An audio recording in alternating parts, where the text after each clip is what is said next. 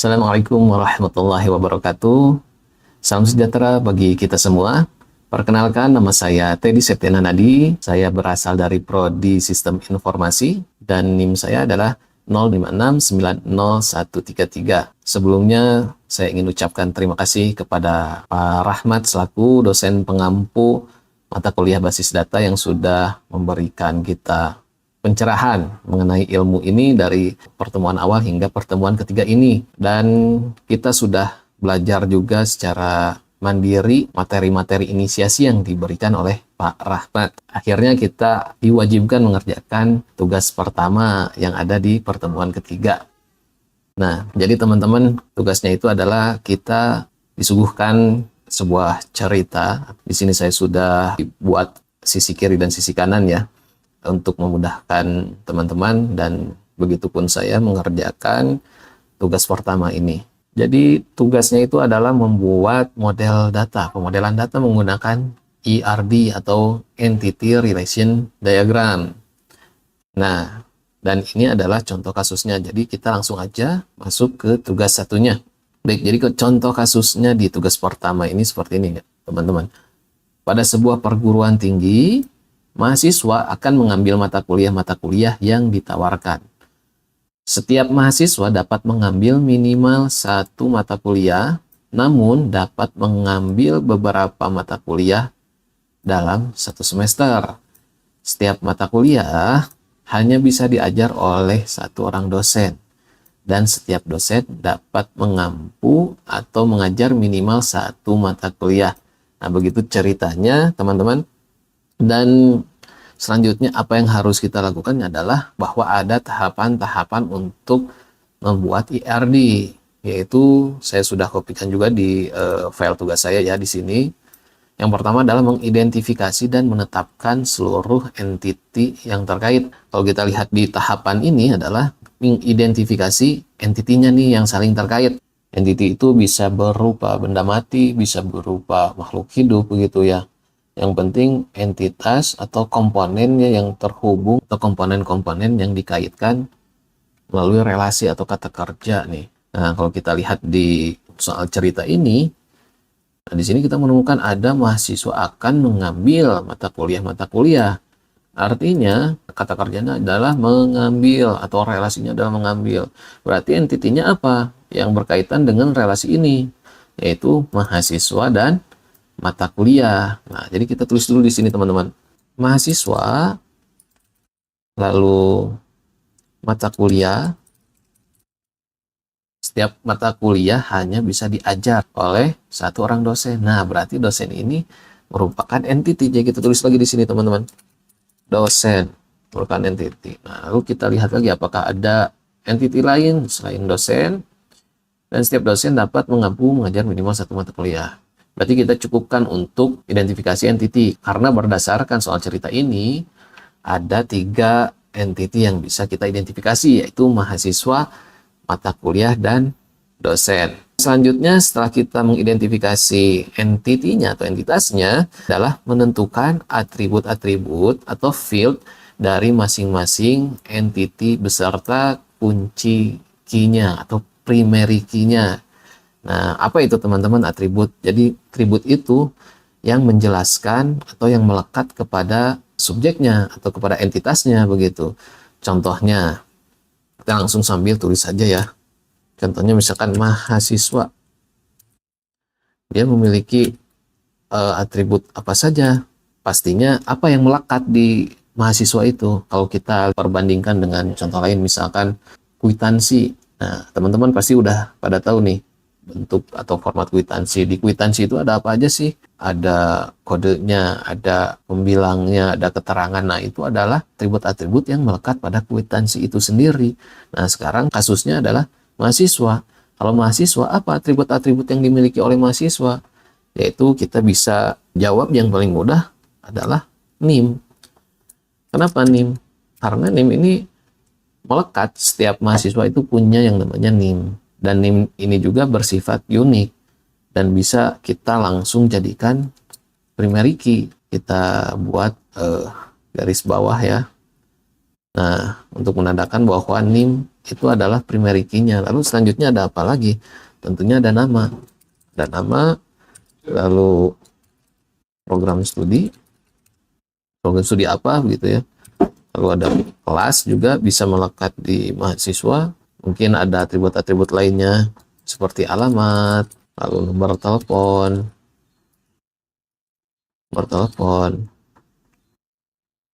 lalu ada email begitu ya teman-teman. Nah, selanjutnya setelah mahasiswa ditentukan atributnya, yaitu yang kedua adalah mata kuliah. Untuk mata kuliah sendiri pasti ada yang namanya kode mata kuliah.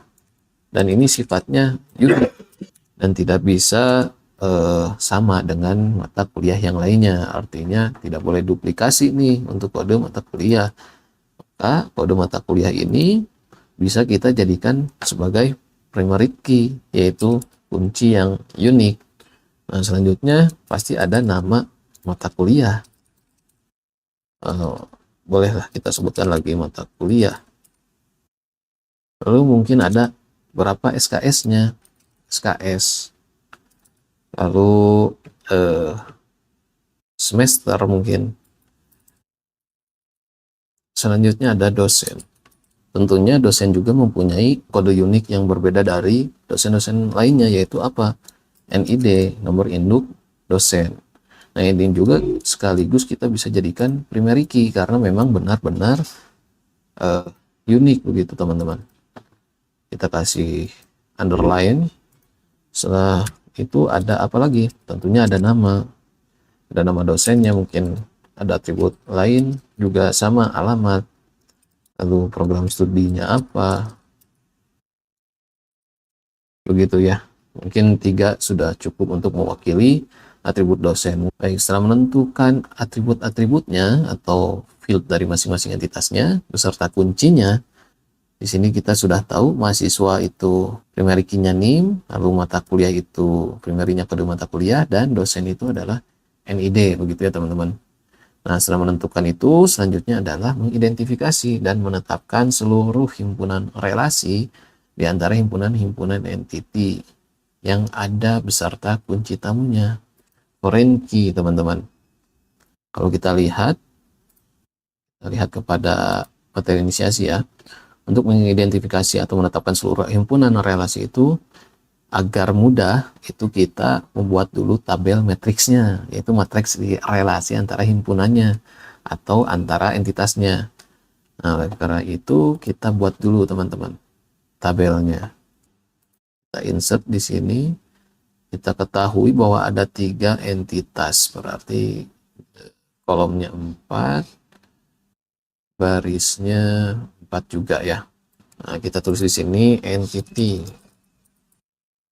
Kita tulis nih di sini entitinya ada apa aja nih. Tadi kita sudah identifikasi, yaitu ada mahasiswa, mata kuliah, dan ada dosen.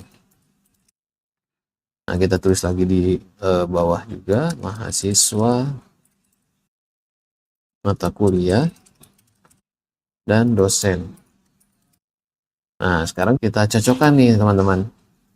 Contohnya begini, mahasiswa terhadap mahasiswa, jelas ini tidak ada ya, karena tidak ada hubungannya nih mahasiswa dengan mahasiswa di soal cerita juga. Terhadap dirinya sendiri itu nggak ada. Lalu kita lanjutkan mahasiswa dengan mata kuliah. Nih, apa nih relasinya?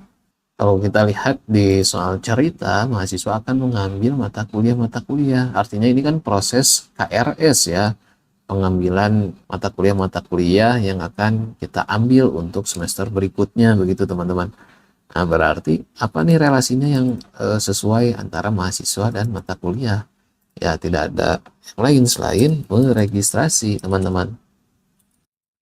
Registrasi. Jadi cara bacanya seperti ini, mahasiswa meregistrasi mata kuliah, begitu ya teman-teman. Nah, lalu mahasiswa dengan dosen. Nah, karena di soal cerita antara mahasiswa dan dosen itu tidak ada keterkaitan ya secara langsung dari soal ceritanya, maka kita lanjut ke mata kuliah ke bawahnya. Nah, untuk mata kuliah ke mahasiswa itu relasinya apa? Ya, kalau lihat dari mahasiswa ke mata kuliah itu meregistrasi ya teman-teman. Berarti kalau mata kuliah ke mahasiswa ya kita tinggal konversi ke kata jadi invasif gitu ya, yaitu diregistrasi. Nah, lalu mata kuliah dengan mata kuliah itu tidak ada, kita bisa nantilah kita bikin simbol dash saja atau strip. Mata kuliah dengan dosen. Nah, apa nih? Kita lihat di soal cerita ya. Nah, mata kuliah hanya bisa diajar oleh satu orang dosen. Berarti relasinya sudah jelas, teman-teman. Yaitu relasinya adalah diajar atau diajarkan juga bisa, diajarkan. Nah, selanjutnya turun lagi ke bawah yaitu dosen. Dosen kepada mahasiswa itu nggak ada ya. Tidak ada keterkaitan secara langsung. Nah, selanjutnya dosen kepada mata kuliah yaitu apa? Dosen mengajar mata kuliah. Berarti relasinya adalah mengajar, teman-teman. Nah, selanjutnya adalah poin 4 yaitu menentukan, bukan poin 4, tahapan keempat yaitu menentukan derajat relasi untuk setiap himpunan relasinya. Nah, ini kita bisa langsung mengacu kepada tahapan yang ketiga. Derajat kardinalitas itu seperti 1 ke 1, 1 ke banyak, atau banyak ke 1, begitu ya teman-teman, dan seterusnya. Identifikasi dari sini nih, mahasiswa dengan mata kuliah. Mahasiswa meregistrasi mata kuliah. Ini apa nih derajatnya? Mahasiswa meregistrasi mata kuliah. Nah, kita identifikasi nih derajat relasinya. Misalkan seperti ini. Banyak mahasiswa bisa meregistrasi banyak mata kuliah. Kita lihat dulu pada contoh kasusnya. Mahasiswa akan mengambil mata kuliah yang ditawarkan. Artinya mahasiswa itu, kan mahasiswa banyak ya. Berarti kita tentukan kardinalitasnya untuk mahasiswa ini kan pasti banyak nih. Jadi banyak mahasiswa meregistrasi banyak mata kuliah. Karena di soal ceritanya sudah dijelaskan bahwa mahasiswa akan mengambil mata kuliah, artinya mata kuliahnya banyak ya. Jadi derajat kardinalitasnya sudah bisa kita tentukan. Banyak mahasiswa meregistrasi banyak mata kuliah. Jadi apa nih simbolnya? Yaitu M ke N. Yaitu banyak ke banyak. Jadi kita lanjut ke relasi yang selanjutnya, yaitu antara dosen dan mata kuliah. Jadi kita tulis dulu dosen mengajarkan mata kuliah. Nah, kalau kita lihat lagi ke soal cerita, setiap mata kuliah hanya bisa diajar oleh satu orang dosen. Nah, di sini sudah jelas bahwa dosennya di sini kita tulis satu dosen mengajarkan. Nah, kita lihat lagi soal ceritanya. Dan setiap dosen dapat mengampu minimal satu mata kuliah. Artinya kan dosen ini berarti satu dosen ini bisa mengampu beberapa mata kuliah atau lebih dari satu mata kuliah. Maka kita tambahkan di sini derajatnya adalah banyak. Sesuai dengan soal cerita. Satu dosen mengajarkan banyak mata kuliah, 1 ke M atau many. Di tahapan terakhir yaitu melengkapi himpunan entitas dan himpunan relasi dengan atribut-atribut deskriptif atau atribut-atribut non-key. Nah, jadi teman-teman pada tahapan kelima ini baiknya kita langsung membuka aplikasi yang sudah disarankan oleh Pak Rahmat. Untuk aplikasinya sendiri adalah YED atau YED, dan saya juga sudah menginstal aplikasinya. Mungkin barangkali teman-teman juga sudah menginstal yang offline ya. Nah, jadi sambil kita menggambar, nanti kita buatkan juga nih jawaban untuk tahapan di nomor 5. Nah, selanjutnya entitinya sudah ada, yaitu ada mahasiswa, mata kuliah, dan dosen. Sekarang kita lihat nih di aplikasinya. Nah, teman-teman pasti pertama kali membuka itu berada di palet shape nodes ya. Nah, ini di hide dulu, bisa diklik 1 kali yang kiri. Nah, teman-teman itu bisa buka yang entity relationship. Kenapa yang ini? karena kita akan membuat ERD sesuai judul dari tugas kita. Nah, untuk entitas sendiri itu simbolnya yang ini teman-teman. Nah, di situ kalau kita tahan mouse-nya sebentar, kursornya berada di situ, itu muncul pop-up entity. Nah, berarti gini kita masukkan di sini. Entity-nya ada apa? Nah, di tahapan 1 tadi cara membuat ERD itu kita sudah identifikasi, yaitu mahasiswa. Ini juga bisa langsung kita Ctrl C dan Ctrl V ya, agar lebih cepat, atau bisa di drag lagi dari sini ke bawah. Tapi supaya lebih mudah, kita biasakan menggunakan shortcut yang ada di keyboard. Kita Ctrl C lalu Ctrl V. Nah, di sini ada apa lagi nih? Mata kuliah tentunya. Mata kuliah. Lalu ada satu lagi, ada dosen. Selanjutnya adalah menentukan atribut-atribut atau field dari masing-masing entitasnya. Nah, untuk simbol dari field itu teman-teman bisa cari ada di sebelah kanan nih, di row kedua. Nah, kalau kita biarkan kursornya itu muncul keterangannya atribut. Ini nih atribut, kita isi dulu yang mahasiswa. Sekalian memberikan kode khusus untuk primary key-nya. Nah, kita ketahui bahwa primary key-nya nanti adalah name. Nah, kita buat tanda kurung, buka, asterik, lalu kita tutup ya. Ini menandakan bahwa name itu adalah sebuah kunci utama atau primary key. Kita copy paste. Selanjutnya adalah nama. Lalu program studi.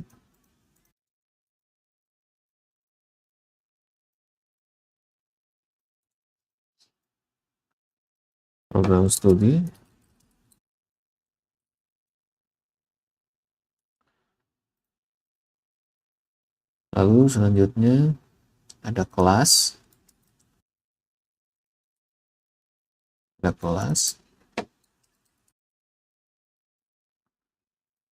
Cukup banyak untuk mahasiswa ini ya teman-teman. Padahal kita sebenarnya cukup nama dan program studi untuk mewakili ya. Ada kelas, lalu alamat,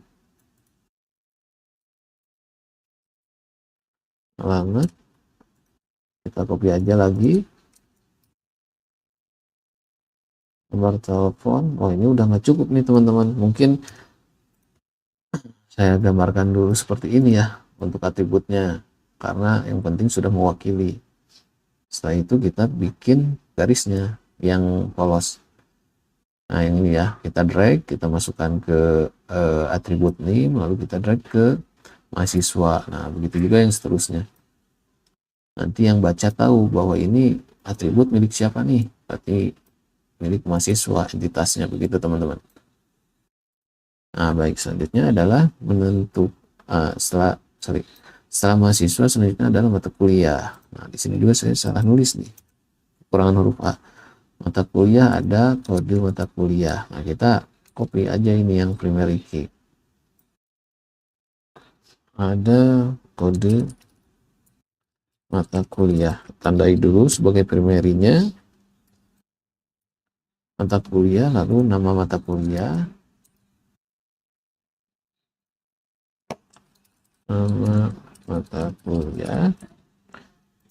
selanjutnya SKS dan semester. SKS, dan ini diatur aja ya teman-teman. Kalau misalkan isinya sedikit atau teksnya tidak terlalu panjang, nah ini bisa dikecilin aja. SKS dan semester. Nah, saya taruh di sini. Lalu kita tarik lagi menggunakan garis ini, penghubung. Nah, kita tinggal drag and drop aja teman-teman. Bisa geser sedikit mungkin di sini. Nah, supaya bisa lebih terlihat. Nah, setelah kita tentukan atribut untuk entitas mata kuliah, selanjutnya yang dosen. Kita copy aja langsung 1, 2, 3, 4. Ctrl C dan Ctrl V. Nah, kita geser nih. Nah, seperti ini kurang lebih. Nah, ini untuk primary-nya itu adalah NID Kita perkecil sedikit. Lalu yang kedua adalah nama, atau kita bisa langsung copy dari sini ya untuk labelnya. Nama, lalu setelah nama ada alamat, dan yang terakhir adalah program studi di mana dia mengampu ya. Nah, baik. Selanjutnya kita buatkan garis penghubungnya. Nah, selanjutnya adalah poin yang ketiga, tahapan tadi. Mengidentifikasi dan menetapkan seluruh himpunan relasinya. Relasi itu tadi apa simbolnya? Kita lihat di sini di panel sebelah kanan. Nah, di sini ada pop-up relationship keterangannya ya, title-nya. Kita drag ke sini teman-teman. Nah, kurang lebih begini. Nah, relationship-nya apa nih? Antara mahasiswa dan mata kuliah. Kita lihat mahasiswa dan mata kuliah meregistrasi. Kita tuliskan di sini registrasi. Nah, selanjutnya adalah mata kuliah terhadap dosen. Nah, ini bukan di sini ya, tapi di sini nih. Mata kuliah terhadap dosen apa? Mengajarkan. Mengajarkan. Baik teman-teman, selanjutnya adalah tahapan nomor 4, yaitu menentukan derajat relasi untuk setiap himpunan relasinya. Kita sudah ketahui dan identifikasi bahwa yang pertama adalah banyak mahasiswa meregistrasi banyak mata kuliah atau MKN.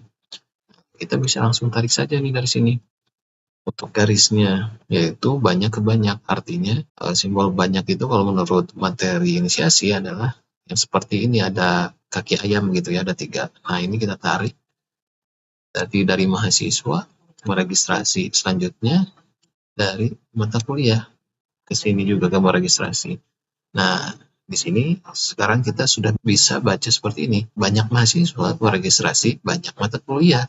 Begitupun banyak mata kuliah diregistrasi oleh banyak mahasiswa. Begitu ya teman-teman cara bacanya. Nah, selanjutnya adalah yang kedua. Yang kedua adalah satu dosen mengajarkan banyak mata kuliah. Menurut materi inisiasi atau referensinya itu adalah garis yang ini. Untuk merepresentasikan atau menggambarkan simbol 1. Dan untuk mata kuliahnya banyak, kita pakai yang tadi, yang cakar ayam ini. Dari mata kuliah ke mengajarkan. Nah, di sini kita bisa baca, satu dosen itu mengajarkan banyak mata kuliah. Begitupun banyak mata kuliah bisa diajarkan oleh satu dosen. Menurut tahapan ada poin kelima, yaitu melengkapi himpunan entitas dan himpunan relasi dengan atribut-atribut deskriptif atau non-key. Nah, itu caranya bagaimana? Menurut materi inisiasi kita harus identifikasi nih, mana yang punya derajat kardinalitas banyak ke banyak. Seperti yang sudah kita ketahui bahwa banyak ke banyak itu dimiliki oleh entitas mahasiswa dan mata kuliah di relasi meregistrasi.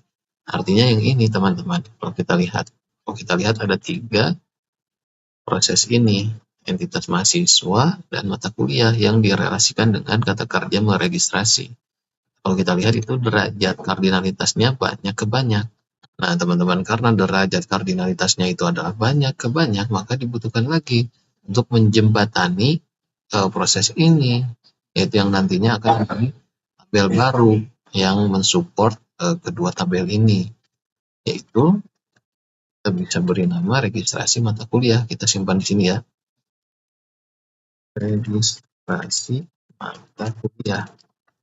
Setelah kita membuat entitas baru atau di sini diberi nama registrasi mata kuliah, nah maka banyak ke banyak ini bukan lagi dari entiti mahasiswa ke mata kuliah, tapi kemana? Ke sini, ke registrasi mata kuliah, dan kita ubah juga derajat kardinalitasnya ini menjadi 1 untuk mata kuliahnya dan mahasiswanya menjadi 1. Kita buatkan dulu relasinya. Nah, sekarang mata kuliah itu relasinya tidak lagi meregistrasi, tapi jadi masing-masing. Kalau kita lihat di tahapan nomor 3, mata kuliah itu diregistrasi oleh mahasiswa ya. Jadi bukan meregistrasi lagi, tapi diregistrasi. Kalau ini tetap meregistrasi karena mahasiswa sebagai subjeknya ya. Nah, kita tarik nih satu, jadi satu mahasiswa meregistrasi. Nah, meregistrasi banyak. Nanti ke sini mata kuliah. Untuk mata kuliah pun ini ke registrasi dulu. Registrasi, kita pilih juga yang banyak. Jadi satu mahasiswa meregistrasi di banyak mata kuliah, dan begitu pun mata kuliah, satu mata kuliah diregistrasi banyak mahasiswa. Akhirnya karena kita memerlukan tabel baru atau entity baru, maka ini harus dijembatani teman-teman. Jadi entitas pendukung atau nantinya akan menjadi tabel pendukung. Yang nanti atributnya adalah kunci tamu dari entitas mahasiswa dan mata kuliah. Kalau kita lihat mahasiswa kuncinya adalah, primary key-nya adalah NIM, maka si NIM ini akan menjadi kunci tamu di entity registrasi mata kuliah. Kita buatkan nih garisnya. Dan kalau kita lihat mata kuliah, primary key-nya adalah kode mata kuliah. Kita kopikan lagi ke sini. Kode mata kuliah. Nah, kita tarik garisnya. Nah, beginilah teman-teman hasil akhirnya. Kode mata kuliah dan NIM itu akan saling terhubung, mempunyai foreign key atau kunci tamu di entitas registrasi mata kuliah. Yang registrasi mata kuliah ini mempunyai hubungan ke entitas mahasiswa dengan NIM ini sebagai foreign key-nya, dan registrasi mata kuliah juga mempunyai hubungan dengan mata kuliah dengan atribut kode mata kuliah. Dan ini hasil desain atau model ERD-nya secara keseluruhan atau sudah sempurna ya, berdasarkan tahapan-tahapan materi inisiasi. Baik, mungkin saya cukupkan sampai di sini untuk tugas pertama mata kuliah basis data. Dan kesimpulannya, menurut saya untuk membuat ERD ini kita dibutuhkan ketelitian, karena kalau kita tidak teliti mungkin ada entitas-entitas yang mungkin tidak tercatat oleh kita ya. Kita juga harus baca soal ceritanya atau kasusnya dengan secara seksama, lalu menentukan seluruh atribut, lalu entitas, lalu relasi, dan semuanya itu berdasarkan tahapan yang sudah diberikan di materi inisiasi. Dan mungkin dalam pembuatan ERD ini ada kesulitan-kesulitan di mungkin ya bagian menentukan derajat kardinalitas. Mungkin itu sih menurut saya yang mungkin jika ada kasus atau soal cerita yang baru agak sedikit kesulitan begitu ya, menentukan banyak ke banyak, satu persatu, apalagi di tahapan kelima yang tadi tuh, yang melengkapi himpunan entitas dan himpunan relasi dengan atribut-atribut deskriptif non-key. Nah, mungkin bagi yang benar-benar baru terjun atau yang awam dalam pembuatan sebuah aplikasi ataupun pemodelan data seperti ERD mungkin belum tergambarkan begitu ya. Dan saya akhiri sampai di sini. Terima kasih kepada semuanya yang sudah menyimak, terutama kepada dosen saya yaitu Pak Rahmat, dosen mata kuliah basis data. Saya ucapkan terima kasih banyak. Assalamualaikum warahmatullahi wabarakatuh. Sampai bertemu lagi di video-video berikutnya.